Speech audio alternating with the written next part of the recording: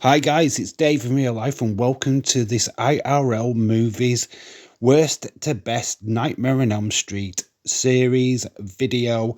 Yeah, we did this before on the old channel. I have decided to re-record this and make it better for the movie channel.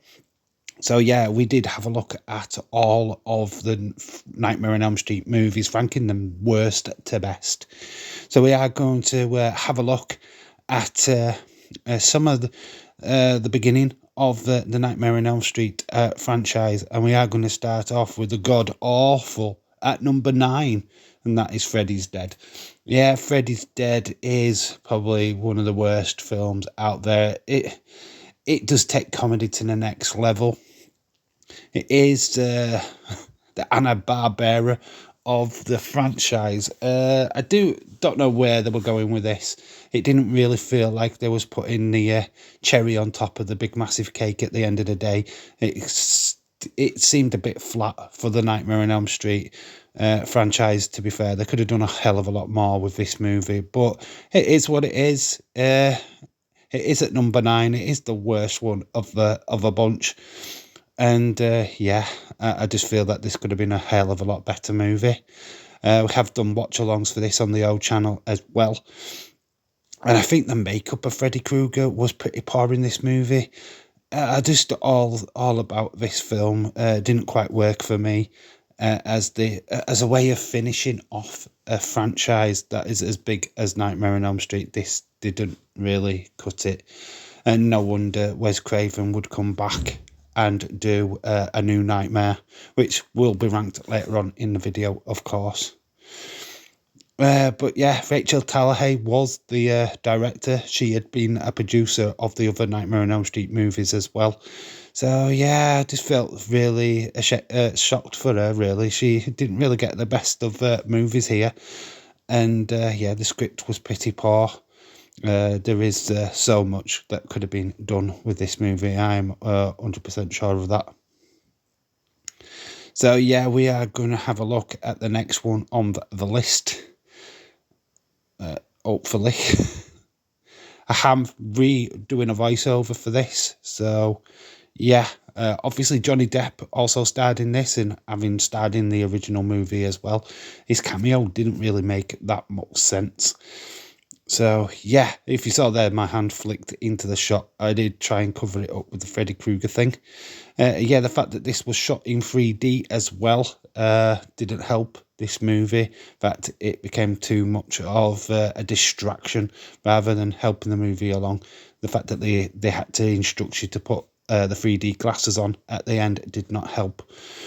But yeah, that's why it's at number 9. It just could have been better, really. It is one of the lowest ones of the series.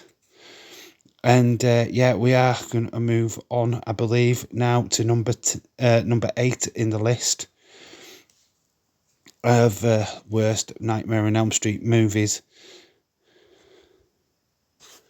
As as we wait for that graphic to come up, it is Nightmare on Elm Street 2010, the remake, the reboot. This isn't Jackie Earle Haley's fault. I thought he did a fantastic job of being Freddy Krueger. But sadly, this wasn't to be. The movie was a carbon copy of the original. And yeah, the special effects in this movie were a massive letdown as well. Yeah, the practicality side of it, Freddy's costume looked pretty good, but there was CGI things added, which didn't really help. Yeah, it kind of hindered the entire movie, to be honest. I wasn't convinced by the actors either in this movie. They did seem a little bit too old to be playing the parts they were meant to be playing. And yeah, like I said, this is just a poor reboot. And obviously, this is why we are now considering another reboot in the near future of Nightmare on Elm Street, because this one did not work. I did like the Nano Dreams bit. As in this movie, I thought there's a lot of things that they could have worked on and really developed, but yeah, sadly they just spent half the time just retreading what had happened in the original movie, to the point where Nancy's in the bath and the glove comes between her legs. Yeah, you know that scene. Everyone knows that scene, and it happened again in this movie. So, yeah, they could have just done a little bit more with it. But sadly, the creativity did literally just go out the window with the new Nightmare on Elm Street movie. Yeah, like I say, wasn't too disappointed with Freddy himself. But yeah, I do think this is a bit lackluster when you consider what had gone before. The practical effects of the 1984 movie was just a hell of a lot better than this one. So yeah, that is number 8. We will be going on to number 7 now, and that is Nightmare on Elm Street 5, Dream Child. This movie did not know which direction to go. It is the most gothic version of Freddy Krueger. The fact that he spends half of this movie literally in bits didn't quite impress me. I didn't like the child actor they used for Jacob. He was one weird kid. But yeah, this movie just didn't really do much. It tackled teenage abortion, which was really weird in a horror movie. There's some elements I did like, but all in all, it was just weird. It just didn't fit with what I liked. Some of the kills were good, especially Dan's with the motorcycle, who got a need for speed. Whereas the motorbike is actually going inside of Dan, and he becomes like this mechanical, like hybrid, man-bike hybrid. I did like that, and the fact that he made Greta heat herself was pretty good as well. So yeah, there was some good kills in this movie, but overall the story itself was a bit lackluster, to be quite honest with you. And yeah, tackling teenage pregnancy, I don't think is the right move for the franchise. It did just take you out of the movie, basically. Yeah, and that's probably the reason why I've put it at number 7. Just, yeah, it's just not a good movie. A joyride, to be honest. It just felt like a teen drama. It belonged in the Twilight series, never mind Nightmare on Elm Street. But yeah, I can see why a lot of people still do like this. It is the gothic version, but it did not do anything for me, unfortunately. Yeah, I thought the makeup was just slowly slipping away in this movie to what we got in part the Freddys Dead movie as well. Yeah, so that's at number 7. I do feel like we missed out with Freddys Dead of finishing the story of Alice. I felt that Alice's story needed 3 parts. Unfortunately, we didn't get that last part of her movie. So, yeah, that's disappointing. At number 6, though, we move on, and it's Freddy versus Jason. I know this is controversial because a lot of people absolutely love this movie, but it's the Freddy versus Jason movie that nobody really wanted. We wanted Kane Hodder. Let's be honest, we wanted Kane Hodder to be Jason, and we that's not what we got. I think the fact that Freddy only gets actually 1 kill in this movie sucks, and he's supposed to be the bad guy. He kills 1 person. Jason does all the killing and is portrayed as the hero. I really don't know why that is the case, unfortunately. Freddy obviously tricks Jason into going to Elm Street and killing all the kids, fair enough, but Freddy actually only gets 1 kill. And that didn't really sit well with me at all during this movie. The actors in this movie as well, garbage, absolutely garbage. Not really any of these have gone on to have fantastic movie careers other than this. I mean, it's got Kelly Rowland, Destiny's Child singer in this movie, and her acting is absolutely terrible. Yeah, so yeah, the acting is poor, really, really poor in this movie, unfortunately. It is a popcorn movie, I get that. It is something that you watch when you're either high or pissed, but as a great movie, it's just not, unfortunately. It spends half of its time retreading the history of Freddy, history of Jason. There's some fun moments in it, I guess, but yeah, it's not really. I wouldn't put it in my top 5, that's for sure. That's why it's at number 6. But yeah, and why has Freddy Krueger got a lisp? This is what I don't understand about this film, is why has Freddy Krueger developed a lisp all of a sudden? Honestly, watch the movie and you'll hear him S's in his way he talks. It's really, really weird. And it's not the Freddy Krueger that I know and love, especially from the first two movies, or first three movies, sorry. But yeah, obviously I know why this has got a big, massive fan base. It is a bit of a popcorn movie, Freddy versus Jason. Hopefully we get a part two to this story in the near future, as Freddy did wink right at the very end, even though he had been decapitated and taken into... I'd like to say the void with Jason, so it's not completely over there. Obviously, this would lead to both franchises getting a reboot shortly after this film being released. But yeah, I give it merit, but it is at number 6. It's not completely trash, but yeah, it's not my favourite of the Freddy versus Jason movies. As we go to number 5, the top 5 of the Nightmare on Elm Street movies. And yeah, that is Wes Craven's A New Nightmare. Yeah, Wes Craven came back after having an absence of at least 3 movies. He decided, 3 movies. He decided to come back. He had a dream about Freddy becoming a demon entity. Well, it wasn't Freddy himself. What was the demon entity?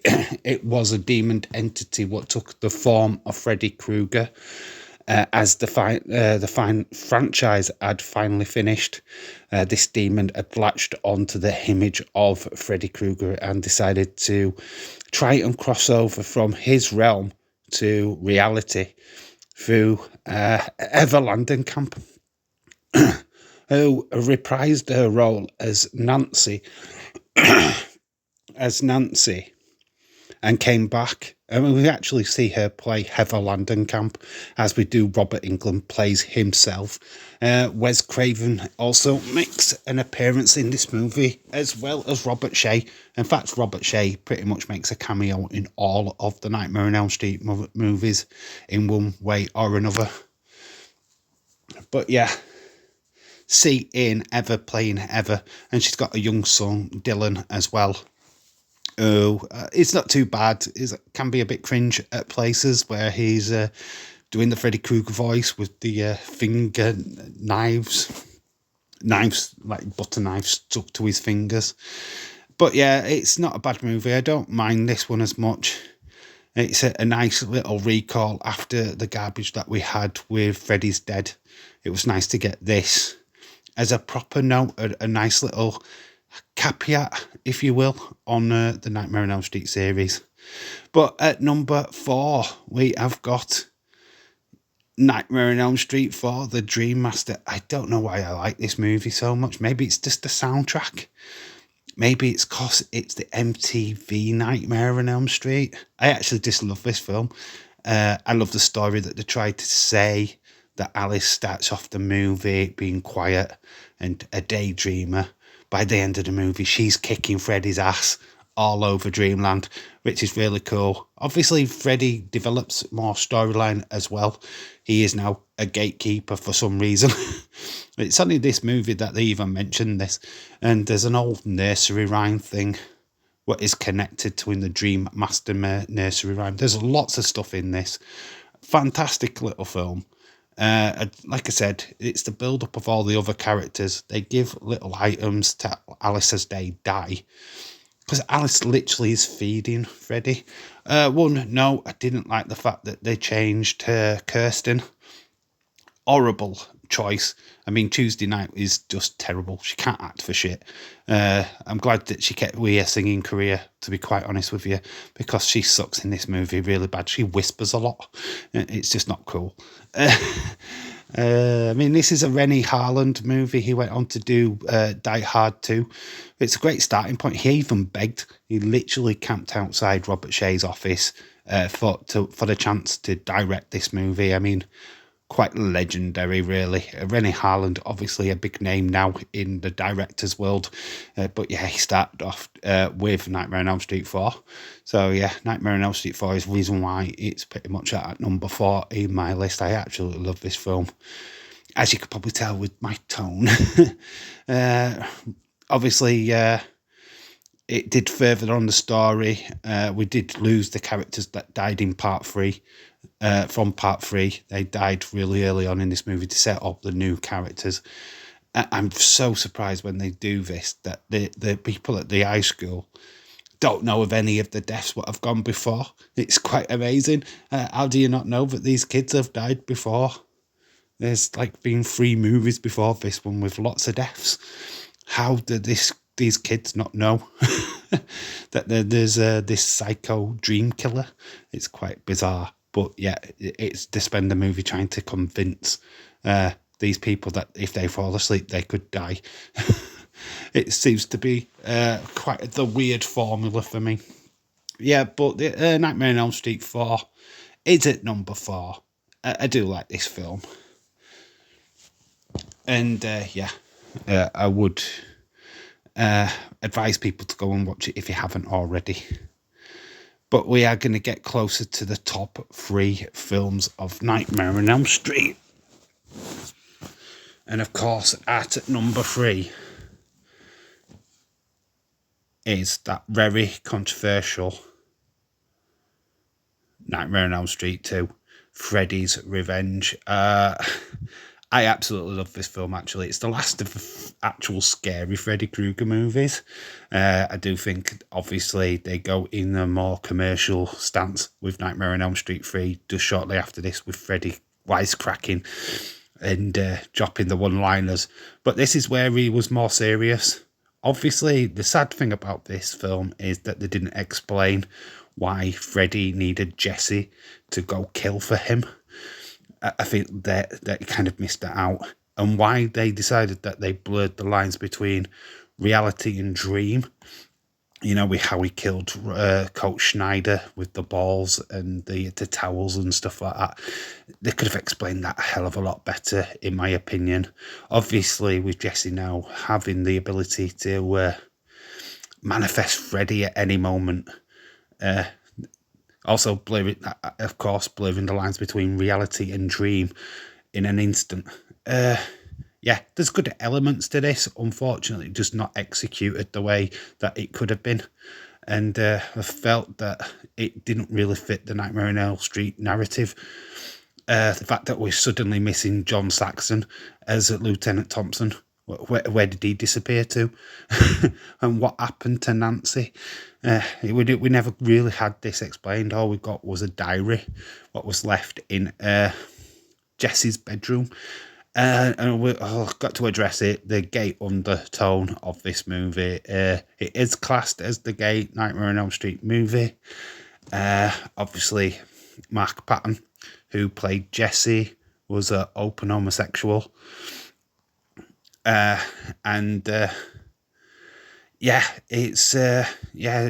Literally didn't even like it. He by proxy became the first male scream queen.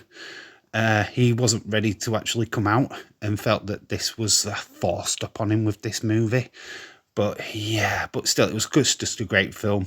And obviously his girlfriend in the movie, Lisa, was trying to depress the gayness, if you will. I hate saying that, but yeah, it's actually well supported by the LGBT plus community. They absolutely love this movie. As we go on to Nightmare on Elm Street 3 at number 2. Obviously, this any day of the week would have been my number 1.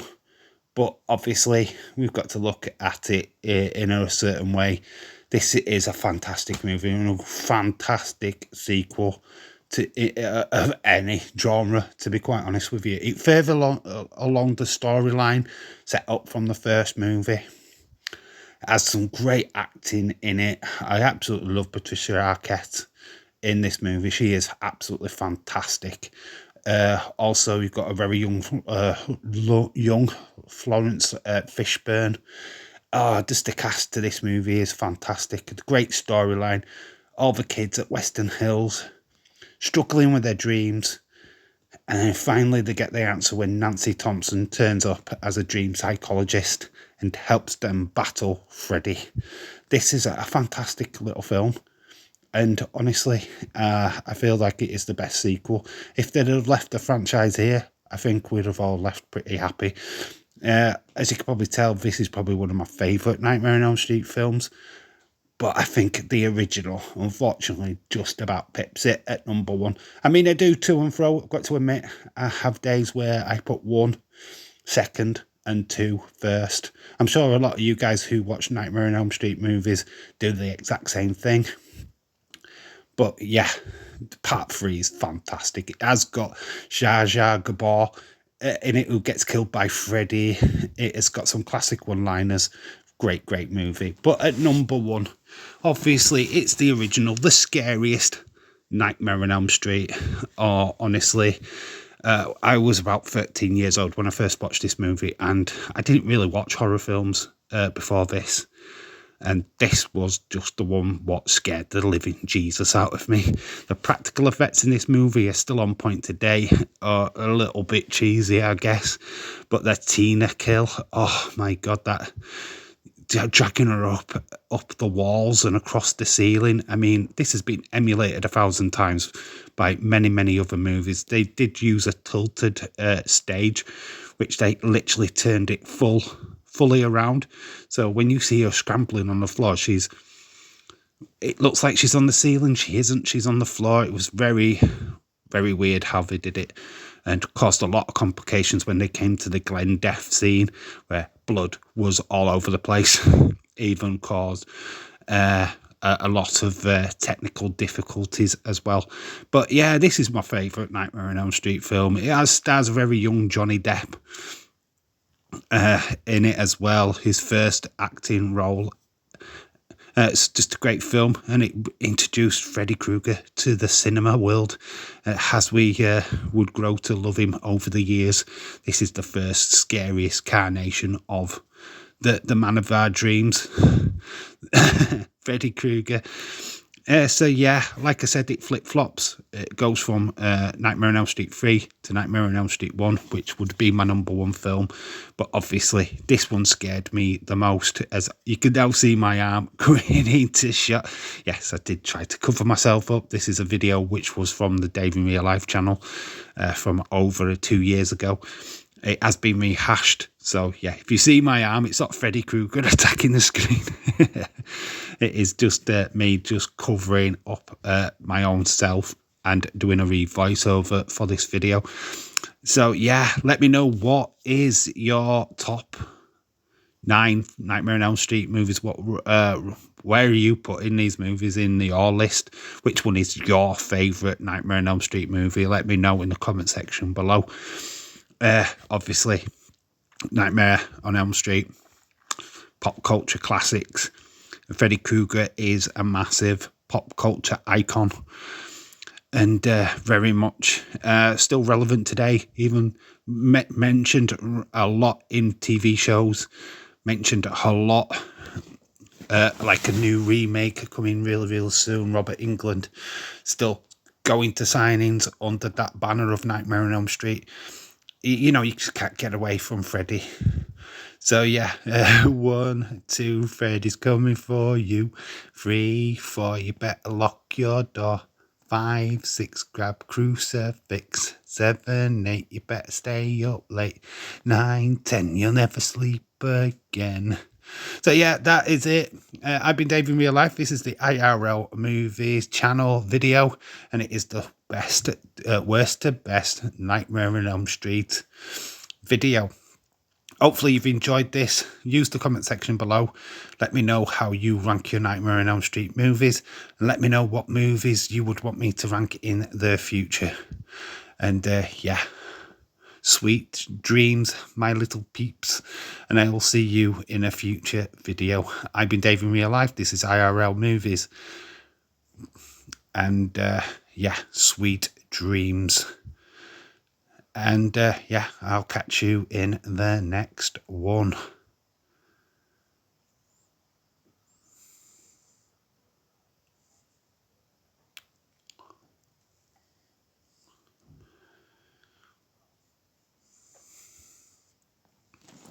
Bye for now.